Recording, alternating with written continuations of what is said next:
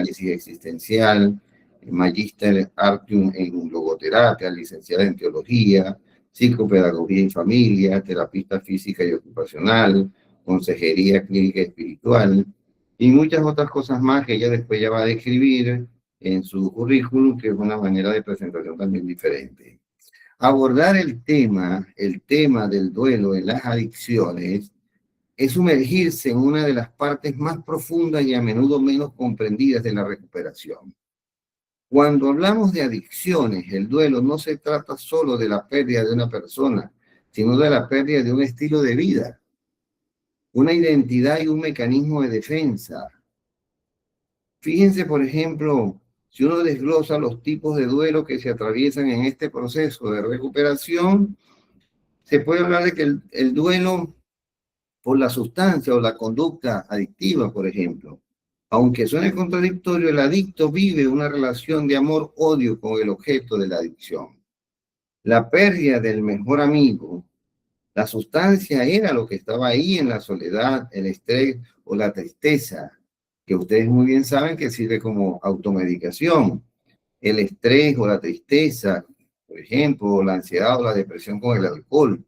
Dejarla se siente como una ruptura amorosa, dolorosa.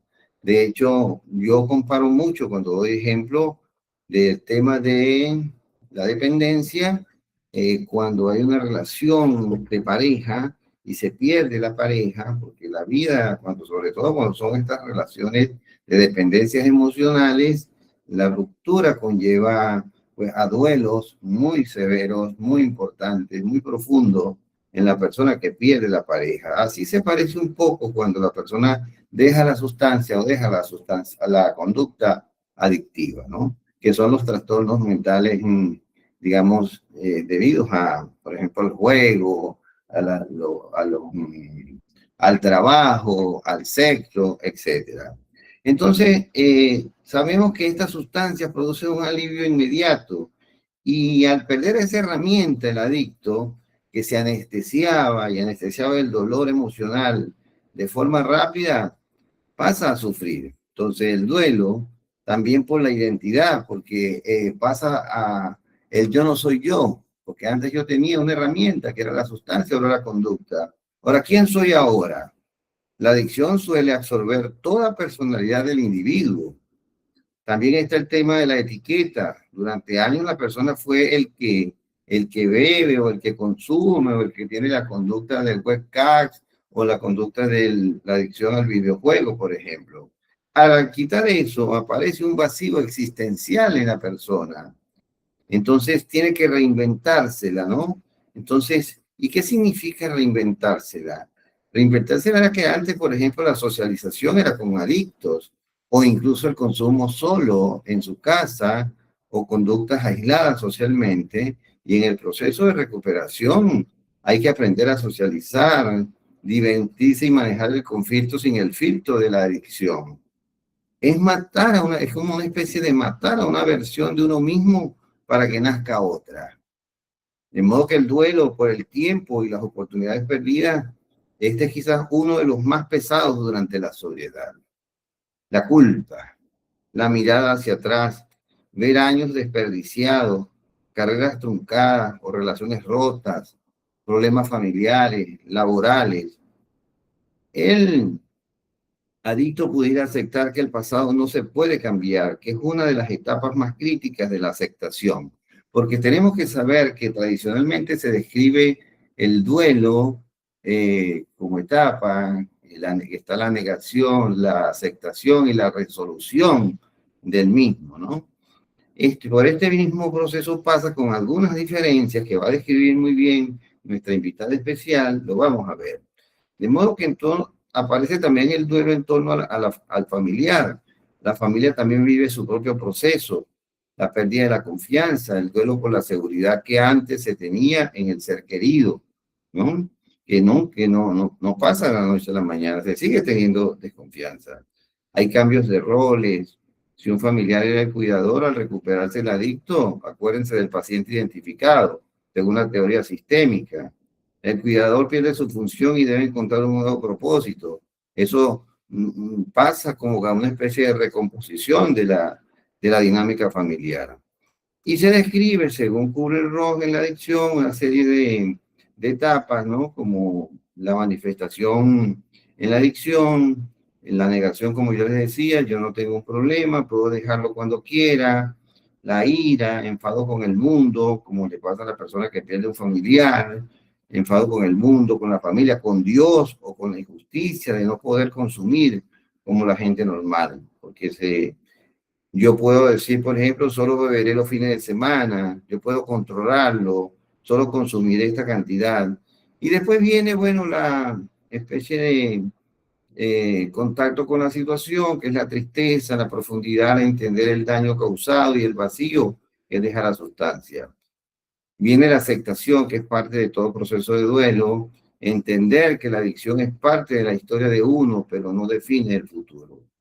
Bueno, todos estos elementos van a ser atendidos y explicados en profundidad con nuestra invitada especial, que le reiteramos en nombre de Bienestar Tratamiento Online de las Adicciones, nuestra invitación, la aceptación a nuestra invitación que tenemos todos los jueves a las 21 horas de Argentina para el mundo entero de habla hispana. Así que bueno, como decimos aquí futbolísticamente, Alba Marisela, la cancha es suya. Adelante. No la oímos. No, no lo oímos. Gracias. ¿Hoy sí me escuchan? Ahora sí. Muy amable, doctor. Muchísimas gracias por la invitación. Gracias, Joanny, por haber sido el vínculo también. Y gracias a cada una de las personas que están conectadas. Sabemos que el tiempo es un recurso no renovable y validamos y respetamos y agradecemos la oportunidad que nos dan de llegar hasta donde ustedes se encuentran. Entonces, si me lo permiten, voy a compartir.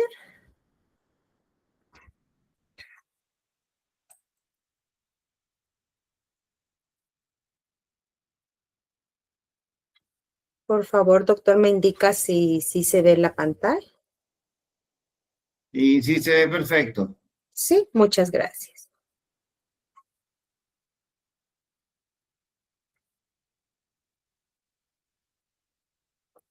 Solo un momentito que me tapa acá las imágenes. Muy bien. Bueno, trataré de ser breve para dar opción que Joanny me había mencionado que el público es bastante participativo, entonces darle la oportunidad de poder, pues por lo menos acompañar o darles un poquito de claridad acerca de este tema. Para empezar, pues trabajo en lo que es terapia física y ocupacional, como decía el doctor acá, pues teología, psicopedagogía, logoterapia, análisis existencial, soy tanatóloga, trabajo en cuidados paliativos también, alternativas en cuidados paliativos como el arte, ciencia y música, consejera clínica pastoral, y todo esto me ayuda para ir abordando al paciente de acuerdo a sus necesidades.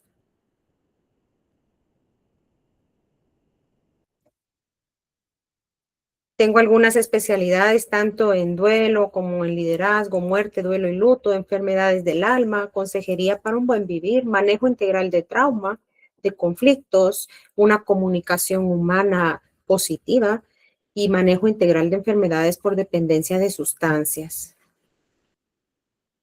Mi pasión pues es asistir física, psicológica y espiritualmente a personas en duelo y acompañarles a descubrir sus capacidades y potencialidades internas que le lleven a la transformación de su dolor en una vida plena, recuperar la paz interior, recuperar la esperanza y el sentido de sus vidas si es que se ha perdido. Entonces, para empezar, vamos a hablar de del duelo en los trastornos adictivos. Y principalmente es reconocer el dolor para transformar la dependencia. Agradezco porque estamos acá el día de hoy y vamos a hablar precisamente de este tema tan profundo que son los duelos que muchas veces están detrás de esos trastornos adictivos, pero que no son perceptibles, no los vemos y por tanto no los validamos. Entonces, nuestra intención acá va a ser comprender un poquito y humanizar también este tema. Entonces, el duelo en los trastornos adictivos, cuando el dolor queda sin palabras, el cuerpo busca y alivia donde puede. A veces busca ese alivio en una sustancia, a veces lo busca en una conducta y casi siempre en un duelo que espera ser reconocido. La conducta adictiva muchas veces comienza como búsqueda de alivio ante algún dolor demasiado profundo que no ha sido acompañado. Ahora bien, un lenguaje que dignifica. Pasamos de decirle a la persona, anteriormente veíamos que si hay una persona en cama, el equipo de la salud decía el de la 9, el de la cama 7, el de hepatitis, y así, y nos olvidamos que es persona. Y un lenguaje que dignifica y que está buscando desde la Organización Mundial de la Salud, está buscando un enfoque más personalista, dándole a la persona su nombre como tal y evitando robarle su propia identidad, que ontológicamente no está tocada, porque la dignidad de la persona, ella es digna por simple pertenecer a la raza humana. Nada más. Entonces, ninguna enfermedad nos quita la dignidad, ninguna enfermedad nos va a hacer menos persona. Entonces, ¿cómo ayudamos con esto? Buscando un lenguaje que dignifique, pasar de decir adicto a persona que vive con un trastorno adictivo o persona que vive la dependencia por enfermedad, dependencia de sustancia, dependencia de alguna conducta. Entonces, Sí, hacemos de ¿qué hecho, Maricela, acá en Argentina es importante porque lo estamos haciendo desde Argentina. La ley de salud mental ya no estigmatiza a la persona consumidora de drogas, sino que aquí se llama consumo problemático de sustancias, consumo problemático de cocaína. Ya no se utiliza el término adicción ni adictos, solo que nosotros lo usamos porque en el mundo entero, y como este es un programa que va de psicoeducación para el mundo entero y no es solo para Argentina, pero hay que clarificar que en la nación argentina la ley de salud mental prácticamente prohíbe la utilización del término adicto. Gracias, doctor, por su aportación. Entonces pueden ver que si realmente se está buscando el poder dignificar, que la persona nuevamente se sienta dignificada desde validarla como persona y no como la enfermedad, porque somos más que una enfermedad y la persona es más que su propia conducta. Luego, ¿qué son los trastornos adictivos? Hay una búsqueda repetitiva de alivio.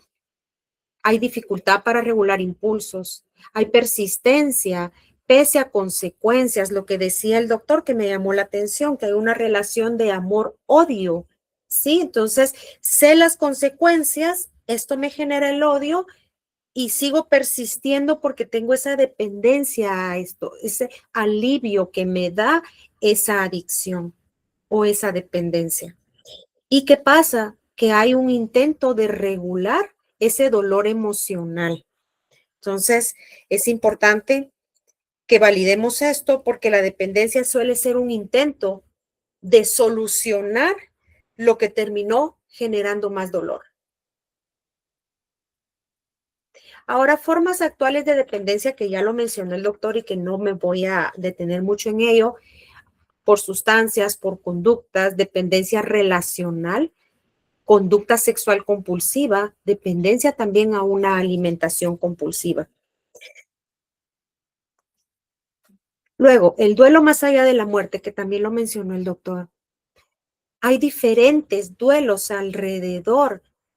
No solo es un duelo el que se vive cuando hay una ruptura relacional con algo o con alguien que es valioso para nosotros. Va a haber rupturas afectivas, pérdida de roles, hay quiebre de proyectos de vida, de anhelos, de propósitos, de metas familiares o personales. Hay pérdida de identidad personal. ¿Quién soy ahora? ¿Cómo me veo? Y también pérdida de identidad sexual. Puede haber también pérdida de sentido. No le encuentro sentido a mi vida, no me importa nada, ¿para qué estoy aquí? ¿Por qué estoy viviendo en este mundo, en este momento? Hay un cambio posiblemente también. puede haber un cambio brusco de condición de salud. Lo que decía el doctor también, hubo una amputación, ya no me veo como la persona que era. Puedo tener un problema de tiroides, donde ya físicamente ya no me veo como era antes. Y así diferentes cambios bruscos en condición de salud. Me puede dar una enfermedad, una hepatitis, me puede dar una presión alta, me puede dar una diabetes, una insuficiencia renal crónica. ¿Cuántas enfermedades? Y que dentro de ellas también está la dependencia, esa dependencia hacia sustancias o a conductas. Sí, También, y está también el duelo migratorio, que es, que es una multiplicidad de roles, donde ya particularmente en Argentina, que no teníamos chicos en consumo de sustancias, ya comenzamos a ver venezolanos en la Argentina que están siendo internados en centros de rehabilitación por problemas de consumo de sustancias, probablemente asociados al duelo migratorio. sí, dentro de la ruptura relacional con una persona no solo es por muerte, es también por separación, por migración, como lo decía el doctor. Puede ser por repudio también. Luego también tenemos hay posibilidad de romper relación con un animal. ¿Qué pasa? Tengo una dependencia a alguna sustancia y tengo un vínculo afectivo con mi mascota. Muere mi mascota y me dicen, bueno, solo era un chucho, no importa, te compras otro. O también puede ser que haya sido el apoyo emocional. O si yo no puedo ver y tenía a mi perro que era mi perro guía y el perro muere, cuando nos invalidan nuestros duelos, no encontramos un espacio, un oasis de comprensión que nos permita gestionar ese duelo y estamos nuevamente buscando una salida para aliviar o anestesiar ese dolor emocional o espiritual que podamos tener. También puede ser que se pierda la casa, algún objeto que sea valioso, sentimental para nosotros o algo que sea de nuestra propiedad.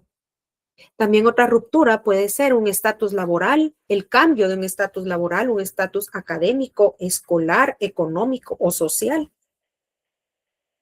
En lo académico, ¿cuántas personas que va vinculado un poco con la migración, aunque posiblemente no migración de país a país, sino el solo migrar de una colonia a otra? En mi caso tuve un paciente que me lo refieren porque venía, que era un niño muy rebelde desde hace un tiempo y no hacía caso. Cuando fuimos indagando, al niño se le murió su abuelito, que para él era como su papá. Lo cambian de casa a una casa más pequeña y lo cambian de lugar, va de una ciudad a otra ciudad. Y me dice la mamá, es que la primera noche que los cambiamos no dejaba dormir, pasó llorando toda la noche. Cuando fuimos indagando, o sea, hubo duelo migratorio, hubo ruptura relacional con personas valiosas para el niño, que eran sus compañeros de la colonia, sus compañeros de la escuela, los profesores. También se fue hacia una casa que él no conocía, la habitación era más pequeña y no cabía su cama. Y pasó llorando toda la noche por su cama porque su cama era un carrito y terminó durmiendo en una cama pequeña diferente. Entonces, ¿cómo a veces creemos y consideramos que porque es niño, porque es adolescente o porque es joven, sus dolores, sus rupturas o sus duelos no son valiosos, los invalidamos, decimos, ay, ya va a pasar por lo que está llorando? Y entonces nosotros como adultos somos muy responsables de cómo comunicamos, la forma en que nos relacionamos con nuestros hijos, con nuestros nietos, con nuestros sobrinos, con las generaciones jóvenes, dándoles ese espacio para que puedan expresar.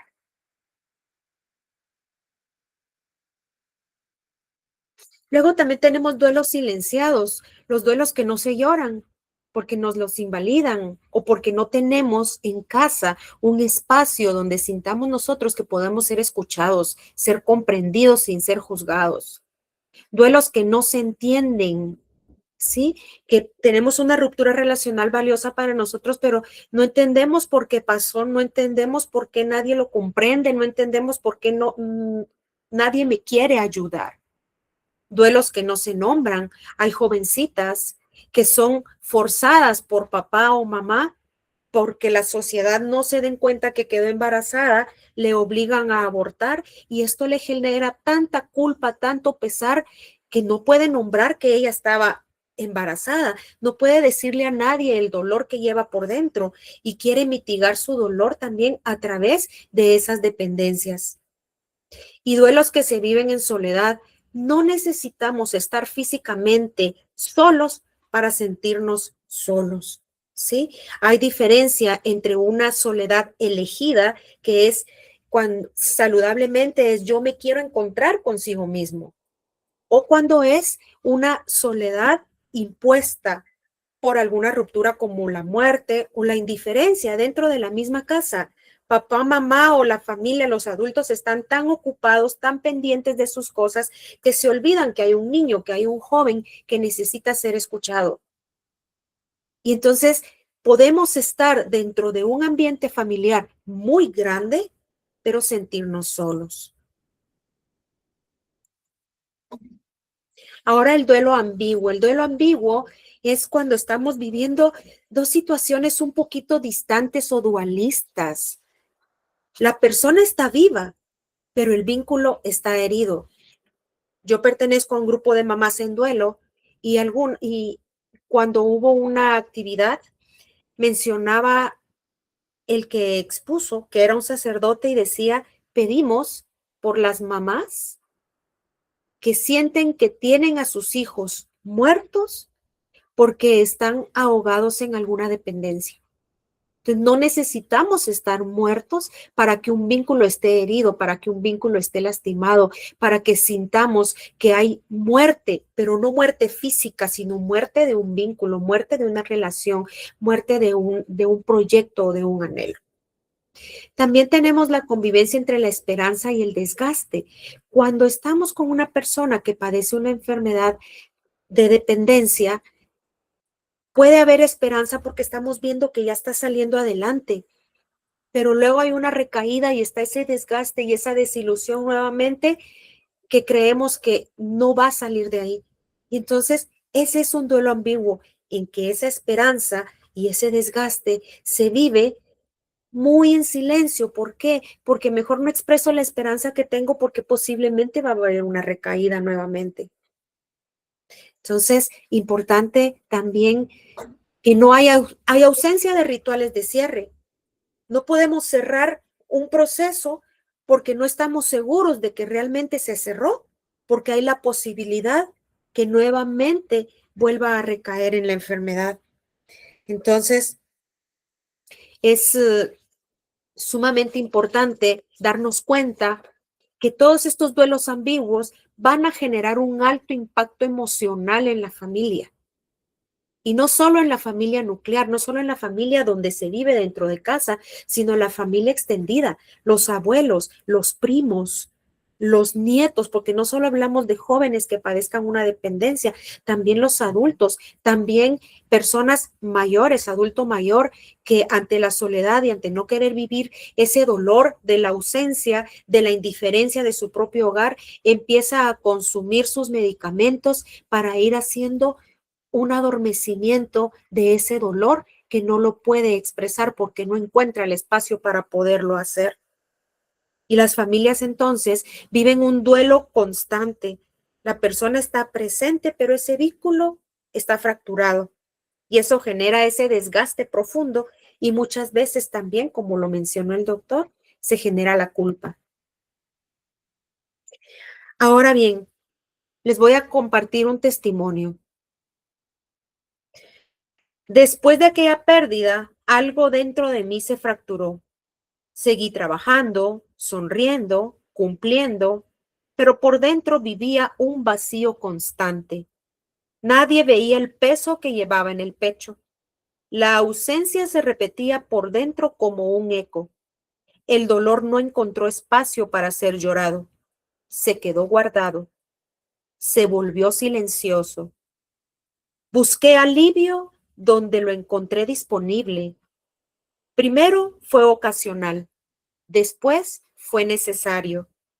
La sustancia o la conducta comenzó a convertirse en mi forma de sostener lo que aún no sabía cómo elaborar. Era un duelo sin palabras, buscando anestesia. Comprendí que no solo había perdido a alguien o algo, había perdido seguridad, confianza y partes de quien yo era. Y mientras ese duelo permaneció sin nombre, la dependencia encontró terreno fértil. Nombrar mi pérdida fue el primer acto de libertad. Era un duelo sin palabras, buscando anestesia. Y lo que acabamos de escuchar no es una historia aislada. La investigación muestra que cuando el duelo permanece sin elaboración, sin trabajarlo, sin procesarlo, la vulnerabilidad va a aumentar. Eso no significa que todo duelo genere una dependencia. Significa que un duelo sin acompañamiento, cuando la persona sí lo necesita, puede convertirse en un factor de riesgo cuando se combina con otros factores, como factores biológicos, psicológicos o sociales.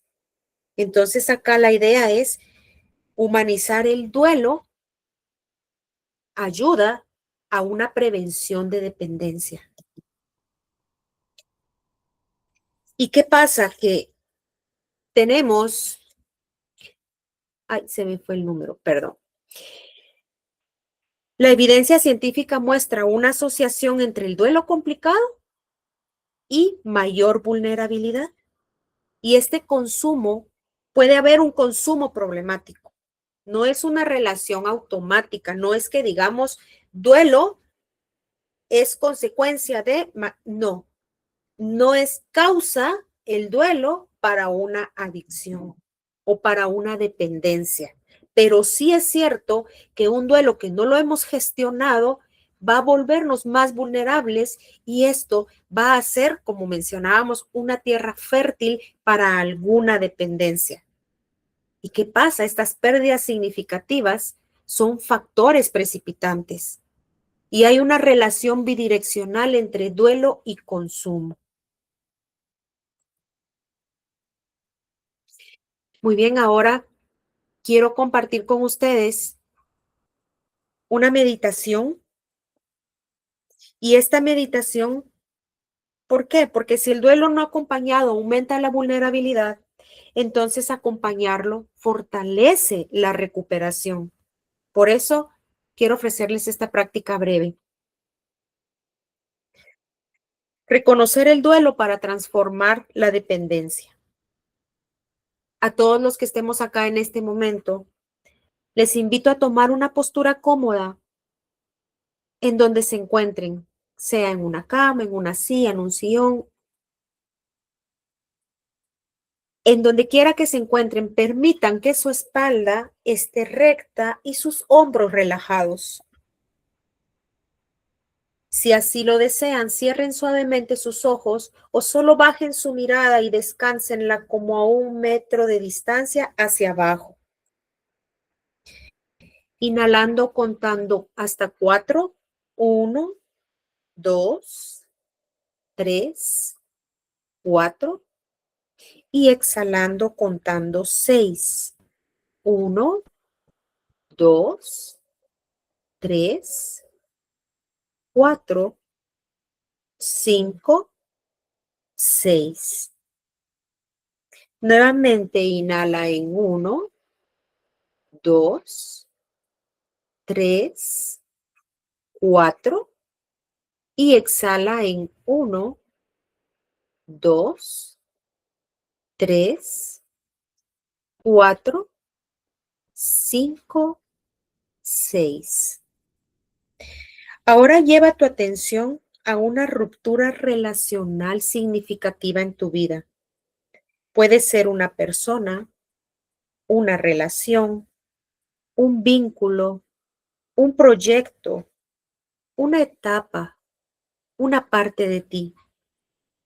Permite que esa imagen o recuerdo aparezca con suavidad y pregúntate con honestidad, ¿qué emoción surge cuando pienso en esta ruptura relacional?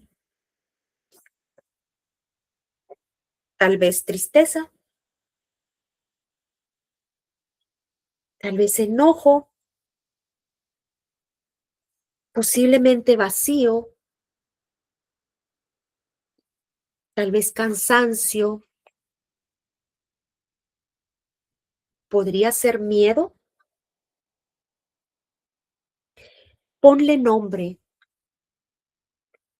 respira suave, lento y profundo y repite internamente y despacio.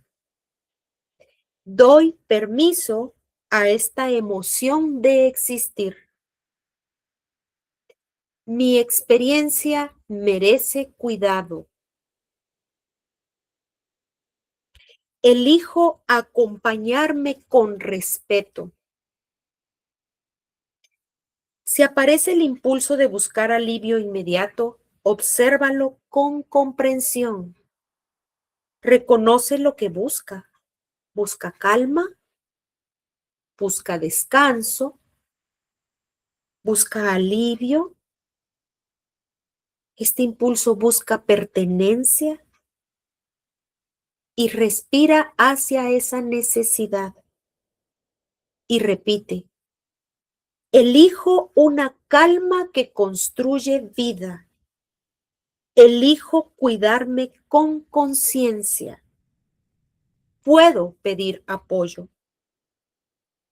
Coloca una mano sobre tu pecho. Siente el ritmo de tu respiración. Agradece a tu cuerpo por sostenerte. Agradece tu valentía por mirar tu historia con honestidad, sin juicios, sin críticas. Simplemente abraza tu historia con honestidad.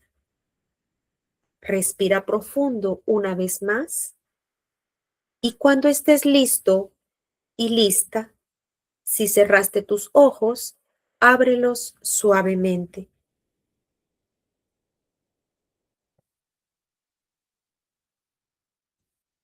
Muy bien, y ahora vemos cómo la sexualidad, el duelo impacta la sexualidad. Puede disminuir el deseo sexual o generar búsqueda impulsiva de conexión como forma de llenar el vacío. Recuerdo que una cliente me decía que cuando murió su papá, ella tenía a su pareja, pero su pareja era muy fría con ella. Trataba de expresar su dolor por la muerte de su papá y él no se lo permitía. Entonces una noche ella salió y fue a parrandear, decimos acá en Guatemala, y terminó teniendo relaciones sexuales con este joven que no conocía. Y se sentía sucia, se sentía muy mal, y cuando empezamos a trabajar nos dimos cuenta que precisamente el duelo que estaba viviendo, esa necesidad de afecto, necesidad de escucha, necesidad de comprensión, solo lo descargó en ese acto sexual que fue una sola vez, pero que lo traía cargando y le pesaba demasiado. Entonces, ojo que también está un duelo complicado, un duelo no gestionado, va a impactar nuestra sexualidad y tenemos que ser cuidadosos y de observar si esto no se nos está convirtiendo en una dependencia para anestesiar ese dolor.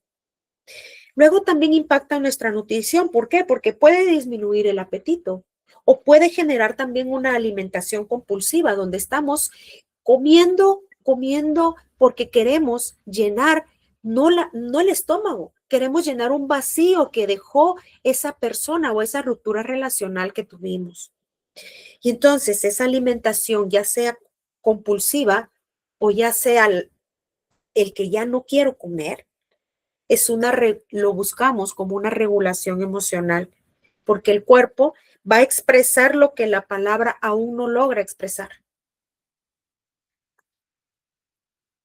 Ahora bien, para las familias, es importante tener en cuenta que las familias necesitan elaborar su propio duelo. Y cada duelo es único, así como todos nosotros somos únicos, irrepetibles. No hay nadie igual que nosotros. Aún los gemelos univitelinos no son iguales, porque son influidos por una biología diferente y son también influidos por una cultura. Cada uno elegimos qué queremos aprender. Y aunque estemos en la misma escuela, en el mismo grado, cada uno va a elegir qué le llama más la atención. Entonces terminamos siendo personas únicas.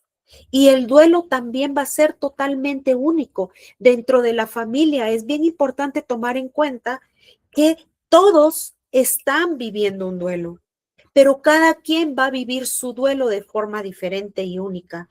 Alguien hoy podría estar muy enojado, el otro podría estar muy triste, el otro podría estar indiferente, quizá el otro amaneció muy cansado, el otro siente culpa, y es normal. Entonces, comprender que nuestro duelo es único y cada uno va a tener el permiso, tenemos el derecho cada uno de vivirlo como necesitamos vivirlo desde nuestra propia historia personal. Y entonces, transformar esa culpa, soltar la culpa, ¿para qué?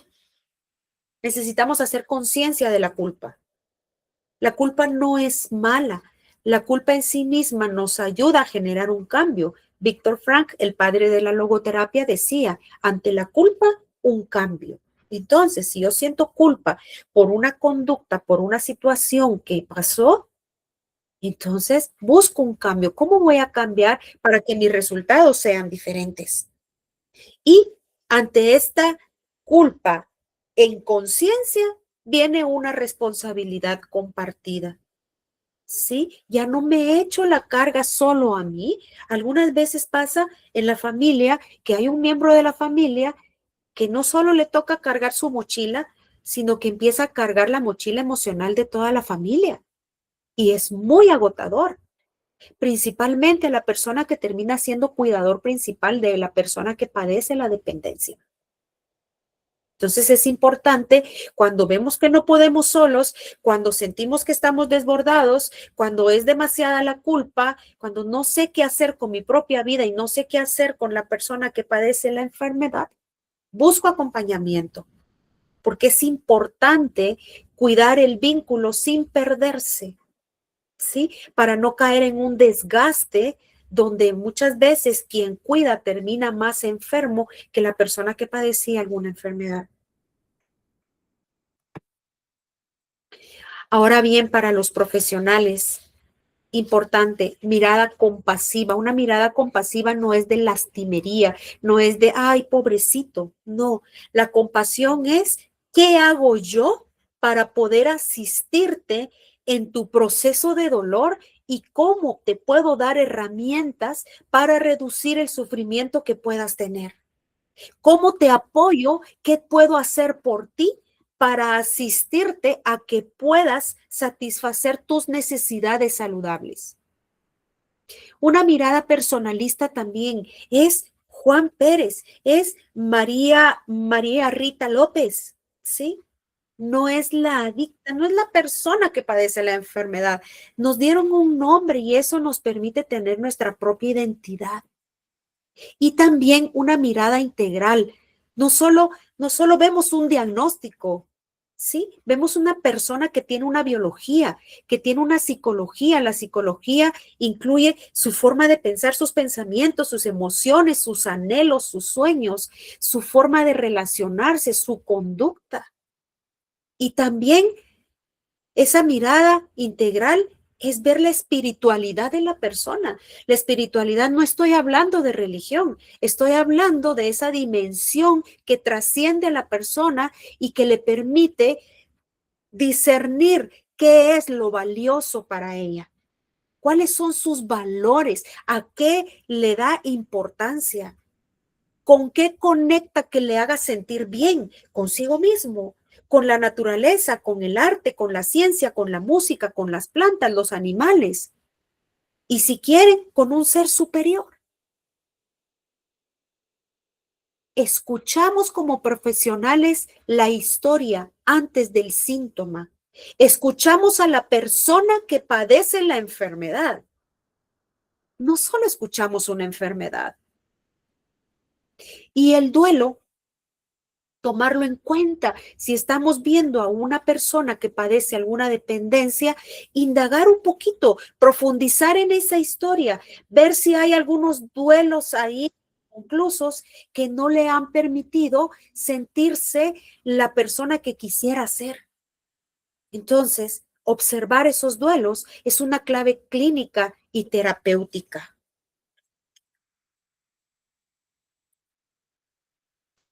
Y si me lo permite el tiempo, no sé cómo estamos de tiempo, doctor. Y estamos cortos. Estamos cortos.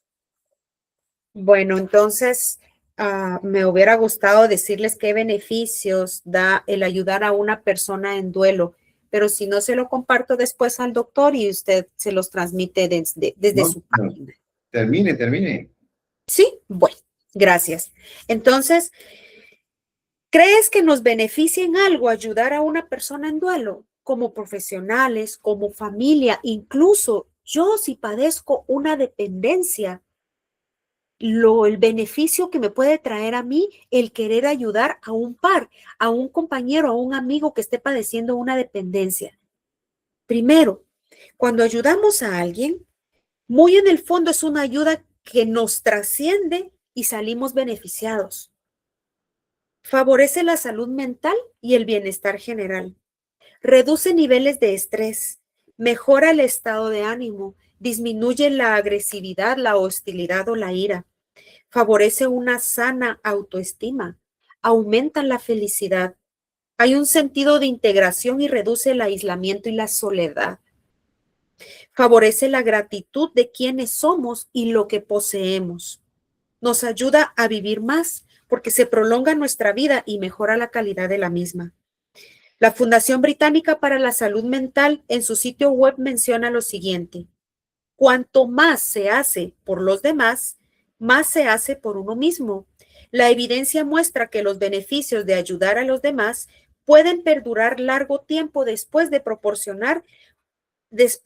al proporcionar un banco de recuerdos agradables que pueden ser rememorados en el futuro. Pero ojo, es saludable ayudar cuando a mí esta ayuda no me está haciendo daño, no me está comprometiendo mi salud, porque entonces sí tenemos que observar, poner límites y ver hasta dónde yo puedo ayudarte sin que eso me haga daño a mí. Y luego, en el duelista, favorece recuperar la confianza en la bondad y la generosidad de la humanidad.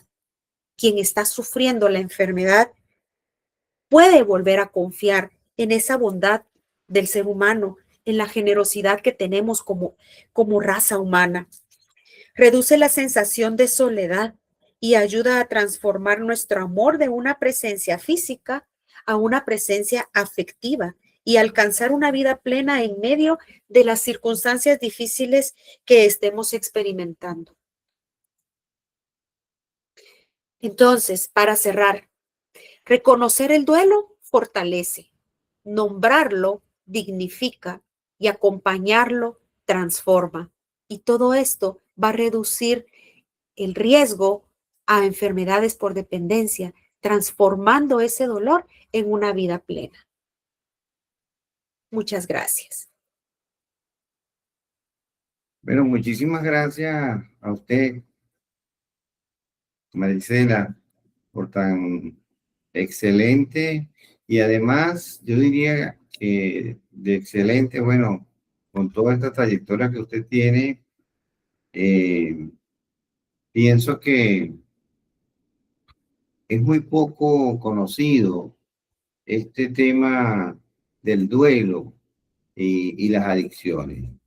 Te lo digo con toda sinceridad porque yo tengo al menos 30 años trabajando en adicciones y no he visto que se trabaje desde el punto de vista psicoterapéutico, ni he visto en muchos centros que he conocido y que he trabajado que se trabaje el tema del duelo, ¿no? En las adicciones. porque efectivamente esta pérdida, es una pérdida real, vívida además, y vivida por la persona, es una realidad. Y es innovador para mí. Yo diría que es innovador. De hecho, yo que he trabajado el duelo migratorio mucho por los 8 millones o más de venezolanos y venezolanas que hemos tenido que salir, lamentablemente, de nuestro país, y que he tenido que ver muchos pacientes venezolanos acá en Argentina, y que me he paseado por el tema del duelo, como le decía, leyendo a Rolón. Este tema del duelo de las adicciones, si usted puede recomendar alguna bibliografía en específico sobre, le agradeceríamos, o nos las hace llegar a mí o a Giovanni, sobre el tema del duelo y adicciones específicamente, porque es un tema innovador y como efectivamente Bienestar, que es un programa de tratamiento de las adicciones online, exclusivamente online. Creo que somos el único programa online de tratamiento de las adicciones. Tenemos este departamento, tenemos esta línea de acción psicoeducativa en materia de adicciones que le es de utilidad, además gratuita, ¿no? Lo que usted decía, estamos sirviéndole a la humanidad y sirviéndole también a las redes sociales, porque en las redes sociales hay mucha información que no está sustentada científicamente, como usted mencionaba a los británicos y menciona las bases científicas de esto, que no es quackerly, como se dice en inglés, basura de información que circula por las redes sociales. Y es muy importante que nosotros hagamos esto, ¿no? De modo que nosotros que tenemos ideas innovadoras para el tratamiento y el abordaje de las adicciones, vamos a tomar esta parte suya del tema del duelo de las adicciones en la parte del abordaje de nuestros pacientes en el tratamiento de las adicciones para que sea exitoso. Por acá le dicen desde Bienestar Tratamiento de las Adicciones, gracias por todos tus conocimientos en mi formación. No nos hablaron de 5 etapas del duelo. Ahora he visto hablar de 15. ¿Puedes hablar un poco de esto, por favor? Fíjese que el abordaje que yo tengo, y de verdad que creo que sería un live más hablar solo de lo que es el duelo y lo que no es el duelo, porque sí es interesante cómo a nivel mundial nosotros utilizamos diferentes perspectivas, pero algunas son reduccionistas o algunas sofocan el dolor, sofocan el proceso de duelo. En general, lo que yo he aprendido es que el duelo es una experiencia que toma lugar al ocurrir una ruptura relacional con algo o con alguien que es valioso para nosotros. No es un problema a resolver, no es una batalla a ganar, no es una herida a sanar, no es un evento a superar, ni mucho menos una experiencia a ignorar. El duelo es una realidad que tiene el potencial de afectar la manera en que pensamos, la forma en que sentimos, el estilo en cómo nos relacionamos y el modo de comportarnos. El duelo no pasa por estadios. Más bien es una experiencia muy particular que cada ser humano vive de manera única. Por eso les decía, somos personas únicas. Nuestros procesos de duelo son únicos. No tienen un reloj, no tienen un calendario al cual tienen que regirse, porque el duelo es de acuerdo a la ruptura. Si fue imprevista, si fue pues esperada, el vínculo que se tenía, todo eso tiene que ver. ¿Qué pasa cuando hablamos de que son estadios o que son etapas? Por ejemplo, les doy un ejemplo de mi paciente. Viene conmigo y estaba muy irritado, muy molesto, hablando de su duelo. Él no sabía qué le estaba pasando. Y yo le digo, bueno, ¿qué le pasa? El asunto es que su mamá había muerto 6 meses antes y tenía un médico, tenía un tío que era médico y ya venía la Navidad Y me dice, yo no sé qué me pasa, yo estoy mal, no me entiendo. Y cuando hablamos del médico, me dice, es que mire, a mí el doctor me dijo que son 6 meses las etapas del duelo. Y yo ya pasé la tristeza, la culpa, la negación y todo, entonces yo ya tengo que estar bien. Para empezar, no podemos estar imponiendo ritmos, porque eso es sofocar el dolor de la persona. Entonces le digo, bueno, entonces, ¿cuándo murió su mamá? Tiene 6 meses de haber muerto. Bueno. Y ya pasó la etapa de la tristeza. Sí, ya la pasé, yo ya pasé todas las etapas. Bueno. ¿Viene Navidad? Sí, viene Navidad. Bueno. Entonces, ¿qué va a pasar en Navidad? ¿Es la primera Navidad sin su mamá? Sí, es la primera Navidad sin mi mamá. Bueno. Pues si ya pasó la tristeza, pues no se va a sentir triste, o sea, no la va a extrañar, no le va a doler que no esté en la cena de Navidad. Claro que me va a doler. Y empezó a hablarme y hablarme y me dice, no, definitivamente yo no he pasado las etapas. Y le digo, es que no son etapas, ¿sí? Tenemos el derecho de poder sentir cuando lo necesitemos sentir. Va a haber ese es el duelo, olvidé el nombre, como cuando hay una fuente de las que está así tranquilita y llega un emergente y se dispara el agua y nuevamente vuelve a bajar, ¿sí? El duelo es como un oleaje. A veces estamos con una intensidad demasiado fuerte de nuestro proceso y a veces estamos con una intensidad pues más o menos baja. Pero esos duelos emergentes, la Navidad, el Día de la Madre, el Día del Padre, el Día del Cariño, esos eventos que hayan sido importantes con la persona, con la relación que teníamos, eso va a hacer que nuevamente se intensifiquen las manifestaciones del duelo. Ojo, no dije los síntomas porque el duelo no es enfermedad. ¿Sí? El duelo es un proceso que necesitamos integrar, es una experiencia que integramos a nuestra propia historia personal. Le dicen que si el duelo es igual a un trauma. El duelo es el dolor interno que sentimos por la ruptura relacional con algo o con alguien que es valioso para nosotros. Puede llegar a ser trauma si no se gestiona apropiadamente. Y miren, las estadísticas nos dicen que de 10 a 12 personas, de 100 son las que van a necesitar apoyo tanatológico. ¿Sí? Tanatología es el estudio de procesos de duelo.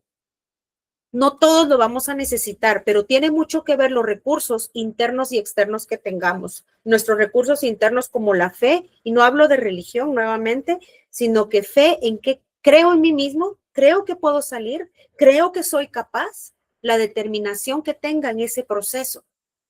¿Sí? Pero el trauma es a consecuencia, y esto el doctor no me dejará mentir y él lo podría confirmar más, que el trauma va a ser consecuencia de un evento que impactó y que desestabilizó integralmente a la persona. No sé si usted me puede agregar algo ahí, doctor. Sí, por supuesto. Fíjese, estaba pensando en la psiquiatría clásica, ¿no? Sobre todo estos autores como Vidal y Alarcón, donde se describía lo que era el duelo normal y el duelo patológico. Cuando yo estudiaba psiquiatría, por ahí en segundo año de psiquiatría, recuerdo una mujer que perdió a su hija, su única hija, y pasaron 8 años. Yo incluso fue mi paciente, muy difícil el duelo patológico, o eso cambió de nombre hoy día, pero voy a citar la psiquiatría clásica, que hablaba del duelo normal y el duelo patológico. Bueno, donde el duelo normal lo establecían, esos criterios cambiaron dentro de un lapso de 3 meses, ¿no? Nos referíamos a este duelo tradicional, digamos, de la pérdida de un familiar, la pérdida de la madre por una determinada edad, la pérdida del padre. Esta era de una hija, ¿no?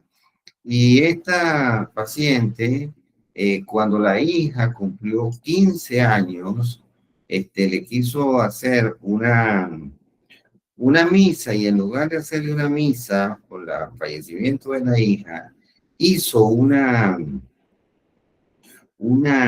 tarjeta de invitación, como que si se fuesen a celebrar los 15 años de la hija, como que se fuese a realizar una fiesta, ¿no? Entonces, el duelo patológico, ¿no? Si en la primera etapa, que es la que se describe como una de las primeras etapas, o la primera etapa, que es la negación, pareciera que esta señora de este duelo patológico no salió nunca de esa negación. Ahora, cuando uno ve esto, Marisela, en nuestros pacientes, por ejemplo, yo hoy veía a un paciente que tiene 10 internaciones en comunidad terapéutica, 10 internaciones, 10, y ha abandonado en todas las internaciones. Es decir, el tratamiento ha fracasado. Podemos hablar de que el tratamiento ha fracasado o el duelo no ha sido superado. Porque es un adicto a sustancias. Te estoy hablando de una persona que consume cigarrillo, alcohol, marihuana, crack, tusi, LSD, policonsumo. Y tiene 10 internaciones y en 10 intentos de tratamiento de comunidad terapéutica no ha podido superar la adicción. Y los duelos los han trabajado con los, ¿saben cuáles son dentro de su historia personal? Porque sabemos que el primer duelo, no sé si alguien sabe aquí cuál es el primer duelo que vivimos como seres humanos. A ver si alguien nos lo escribe por ahí.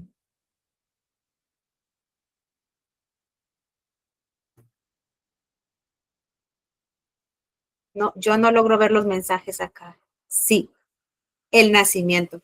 Rompemos relación con mamá. Nos cortan el cordón umbilical y es nuestro primer duelo. Y a lo largo de la vida tenemos diferentes rupturas relacionales que si no las validamos, esto se va incrementando. Y cada duelo que va aumentando, por ejemplo, yo llegué a visitar a mi hija, hay un niño como de 7 años y me dice, mira, eran las 7 de la noche, acompáñame allá enfrente para ir a traer mi pelota. No, Leo, yo no puedo acompañarte, te tiene que acompañar tu abuelita. Es que ya no está, pero entonces mejor espérate. No, es que tengo que ir ahorita. No, pero ¿por qué vas a ir ahorita? Y era una calle principal donde pasaban buses extraurbanos. Y entonces me dice, no, es que tengo que ir porque el señor me dijo, pero ¿qué señor? Bueno, él estaba jugando pelota, se le sale la pelota y una señora que iba corriendo en la calle, ofendida porque le cayó la pelota a ella, en lugar de tirarle la pelota al niño, la tira para la casa de enfrente. El niño se va corriendo y le fue a pedir la pelota al señor y le dijo, venite a las 7 de la noche porque yo ahorita no la voy a buscar. Va a buscar y bueno, se regresa a su casa el niño y por eso a las 7 de la noche él tenía cita con el señor de enfrente para que le dieran su pelota. Y entonces yo de exagerada le digo, no, pero mira, o sea, ¿por qué quieres ir a traer la pelota ahorita? Es muy peligroso, te vas a... No, es que yo la voy a ir a traer, pero es que no está tu abuelita, tenés que ir con un adulto y yo no te puedo llevar. Te puede pasar algo, te puede tirar una camioneta, vas a parar en el hospital, si bien te va, quedas vivo y fracturado, y si no te vas a morir.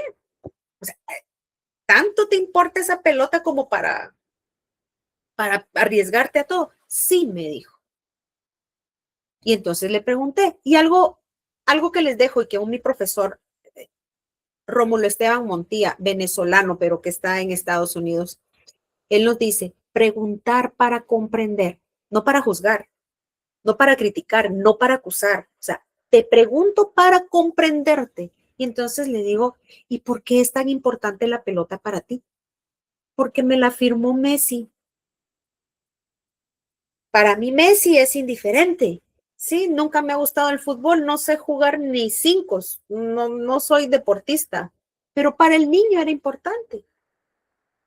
Y si nadie le va a validar lo que a él le importa, esta ruptura relacional, si ya no consiguió su pelota, no va a haber una gestión de ese duelo y solo le van a decir, ay, pues no importa, es una pelota, ahí te compro otra y si quieres te la firmo yo. Sí, son cosas que decimos y que vamos invalidando esos duelos. Y como lo decía el doctor Tovar, un duelo migratorio, no solo de la escuela. Yo he tenido que trabajar con personas cuando van a migrar de un lado a otro, despedirse de la casa, despedirse y agradecer todos esos espacios que le acogieron, donde comieron, donde estuvieron compartiendo momentos agradables y todo. Y dan esta Marisela tan loca, ¿cómo se va a estar despidiendo de una cocina? Pero es que no nos estamos despidiendo del objeto en sí mismo. Estamos tratando de gestionar esa despedida desde el agradecimiento de todos los recuerdos que están ahí, porque algunas veces dicen que si dejan la casa, dejan los recuerdos, pero los recuerdos los llevamos dentro. Bueno, fíjate una cosa, Marisela, por cuestiones de tiempo, ¿no? Sí, sí, claro. A mí particularmente, desde que le hice una lectura un poco, al principio lo vi por encima, por tantas cosas, después me detuve un poco más y después me detuve mucho más en el live de hoy. Y Ajá. ahora que estamos, digamos, compartiendo acá el tema del,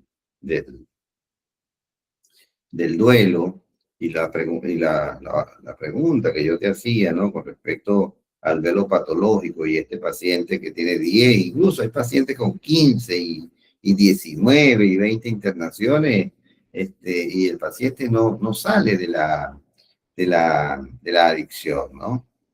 No se recupera del consumo problemático de sustancias, ¿no? Y yo pienso que va a ser importante, si es posible, que nosotros podamos obtener un segundo live, una parte 2 de adicciones y duelo, porque es un elemento que tanatológico, además tanatológico no solamente por el mismo hecho de trabajar el tema de la adicción desde el punto de vista visto desde la perspectiva del duelo, ¿no? Sino también porque es autodestructiva el consumo de sustancias, es autodestructivo la conducta adictiva, es autodestructiva, es cultura de muerte, ¿no? De modo que, digamos, nosotros que estamos casados con la cultura de vida, este aspecto, te digo sinceramente, no, aquí hay otros compañeros y compañeras del equipo. Giovanni, la subdirectora del programa Tratamiento Online de las Adicciones, tenemos la de microbiota intestinal con nosotros también, la doctora Elsie Centeno,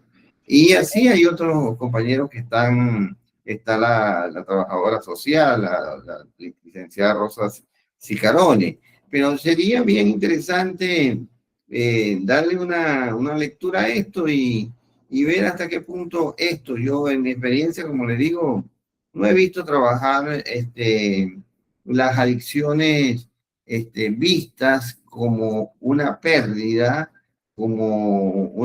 importante en la persona, aunque sea una conducta autodestructiva. No, esa mirada realmente no está presente en los programas de tratamiento, ni lo he visto. No sé, Giovanni, que anda revisando por ahí de todo, ha visto, digamos, que esto se aborde desde de esta forma, como lo está planteando Marisela. Y como yo lo veo, por ejemplo, si a mí me preguntan y me dicen, yo podría comparar estas 10 internaciones, 20 internaciones que tiene un paciente, en que, bueno, que no logra elaborar el duelo, no logra elaborar el duelo. Y al no lograr elaborar el duelo, bueno, obviamente no supera la conducta adictiva o el consumo de sustancias problemáticas, por ejemplo, ¿no? Se me ocurre decir esto en medio de usted que ha hecho todo este planteamiento que para mí es innovador y reinteresante.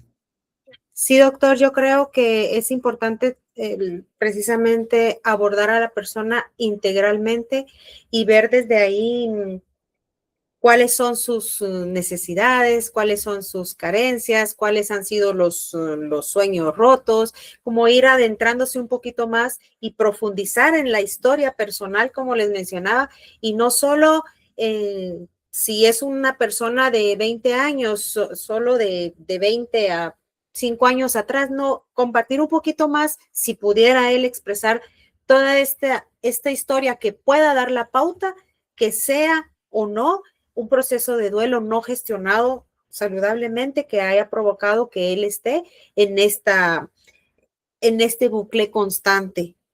¿verdad? Porque no podemos decir que sea sus adicciones o su dependencia o sus recaídas constantes a consecuencia de un duelo no elaborado si no estamos seguros que realmente haya eso detrás. Entonces, sí puede ser una posibilidad y sería definitivamente preguntar para comprender y poderle apoyar de la forma que él necesita, Bueno, ¿verdad? No entonces sé si ahí le buscaremos la vuelta de qué título le podemos dar a esta segunda parte de duelo y adicciones. Tiene varias preguntas que se la puede llevar, no sé, ¿no? Porque ahí le respondieron, aparte del nacimiento, el complejo de Edipo, también le preguntan cómo puede gestionar de forma sana un duelo, que podría ir para la segunda parte de adicciones y duelo, ¿no? Sería bien importante, pero por cuestiones de tiempo ya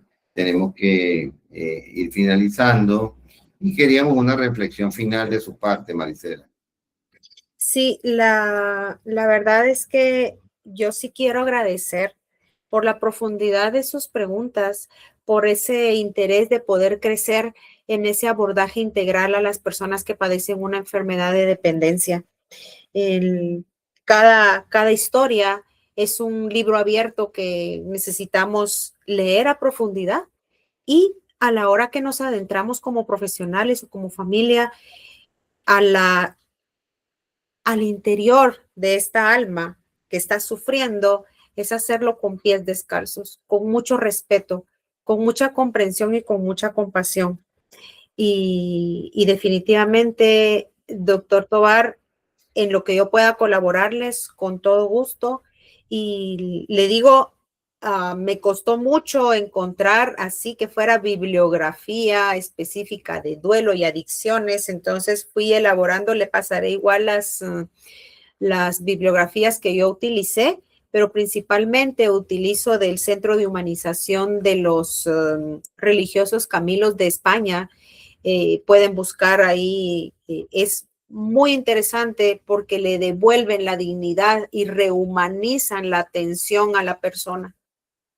Entonces, para mí pues ha sido un gusto y para honrar el tiempo, aunque ya nos pasamos, pues cerramos aquí y seguimos caminando en conciencia, en humanidad y en gratitud. Gracias por haberme permitido llegar hasta ustedes. Bueno, en nombre de Bienestar, tratamiento online de las adicciones, le damos las gracias a Alba Marisela Castillo Sánchez, quien ha sido la invitada del día de hoy en este live sobre adicciones y duelo. Igualmente le damos las gracias a toda la audiencia participante y que los invitamos para el próximo jueves a las 21 horas, como siempre, de Argentina, al nuevo live que tenemos programado para esta fecha. Que tengan una linda noche y que Dios los bendiga. Abrazo. Buenas noches. Gracias a todos por los aplausos, por los abrazos. Se cuidan. Gracias, doctor. Hasta luego. Feliz noche. Buenas noches.